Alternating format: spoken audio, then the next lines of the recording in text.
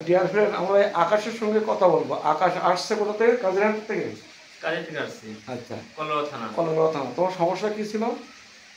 আমার সমস্যা কাশি। আচ্ছা, কাশি। 6-7 বছরের কাশি। ও অনেকদিন ভুগছিল, ভোগার পরে আমার কাছে আসছিল। প্রায় কয় মাস আগে আসছিল? এ ২ মাস ২.৫ মাস আগে।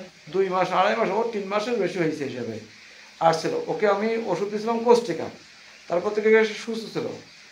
কিন্তু সর্বশেষ তাকে দিয়েছিলাম অনিম, কিন্তু সে 1 মাস পরে আসার কথা ছিল, আসেনি। অনেক দিন পরে আবার যে দেখা দিয়েছে সে আসছে।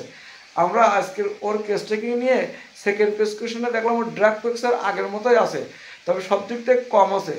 ড্রাগ প্রেসার আগের মতো থাকার কারণেই আমি ওকে পূর্বের ওষুধ রিপিট করছি। কারণ ড্রাগ প্রেসার যদি আগের মতো থাকে তাহলে ওষুধ চেঞ্জ করা যাবে না।